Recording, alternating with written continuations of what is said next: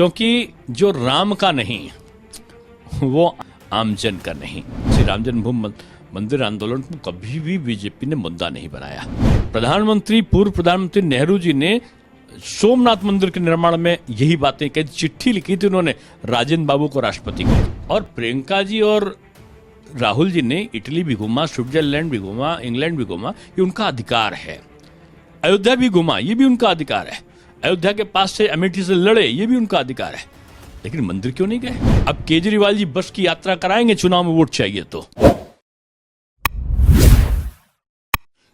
लोगों के हृदय में राम है, कस्तूरी कुंडल बसै, मृग ढूढ़त वन माए, ऐसे घटघट राम है, दुनिया देखत नाई।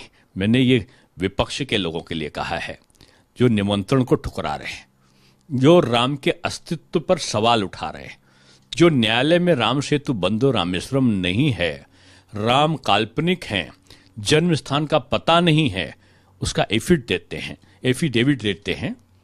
ऐसे में कांग्रेस के वरिष्ठ नेताओं को कहूंगा कि राम कण कण में है, इस देश की आत्मा राम है।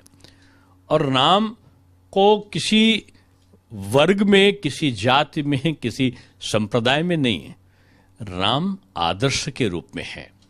और उनसे विमुख होकर इस देश की संस्कृति से विमुख होना है। कहा जा रहा है कांग्रेस ने निमंत्रण को ठुकराया। कांग्रेस कहती हुई नजर आ रही है कि मंदिर अभी अधूरा है तो प्राण प्रतिष्ठा का कार्यक्रम हो रहा है तो हम उसमें नहीं जाएंगे। निश्चित रूप में आमंत्रण ठुकराया है कांग्रेस ने। जनता ठुकराएगी कांग्रेस को चुनाव में, क्योंकि जो राम का नहीं वो आम का नहीं, आमजन का नहीं। और आप देखिएगा ये मुद्दा नहीं बीजेपी ने कभी बनाया। श्री राम जन्मभूमि मंदिर आंदोलन को कभी भी बीजेपी ने मुद्दा नहीं बनाया। समर्थन किया है बीजेपी ने। 3 चरणों में रामलला का मंदिर का विस्तार है। गर्भगृह वाला क्षेत्र पूरी तरीके से तैयार है। आसपास अब जो और निर्माण है वो बाद में होंगे। वो 3 चरण है, उसके लिए चरण तय है।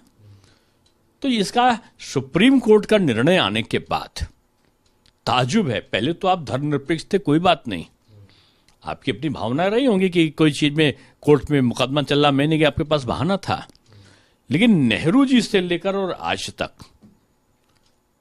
पूर्व प्रधानमंत्री नेहरू जी ने सोमनाथ मंदिर के निर्माण में यही बातें कही, चिट्ठी लिखी थी उन्होंने राजेंद्र बाबू को, राष्ट्रपति को, कि आप क्यों जा रहे हैं, मेरी भावना को ठेस पहुंचा रहे हैं।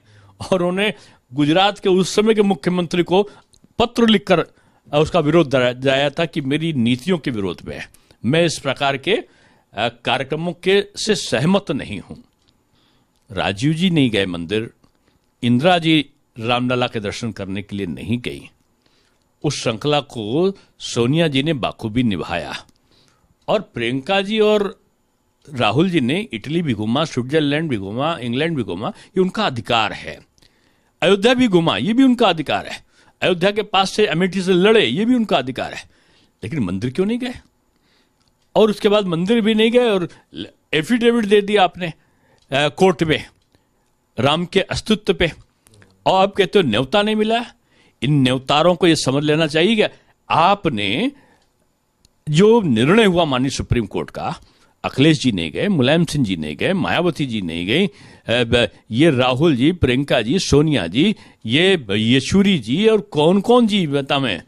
अब केजरीवाल जी बस की यात्रा कराएंगे चुनाव में वोट चाहिए तो।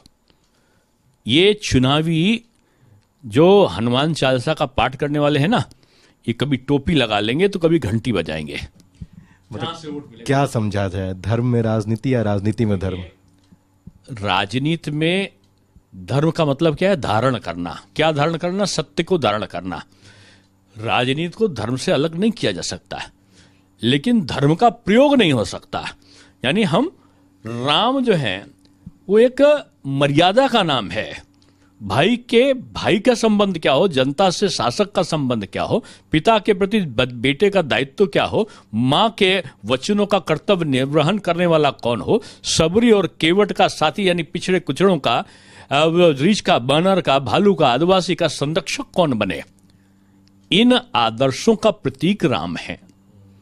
इसलिए आप राम का अपमान अकेले नहीं करते, आप उस मानसिकता का अपमान करते हैं जो केवट का, निषाद का मित्र है। आप उनका करते हैं जो जिनको आज आप दलित और अनुसूचित कहते हैं, आदिवासी, रीछ बानर, भालू, जो उस प्रकार के जो शबरी, इनका अपमान है। लखनऊ से वीडियो जर्नलिस्ट राहुल के साथ मैं अभिनेंद्र।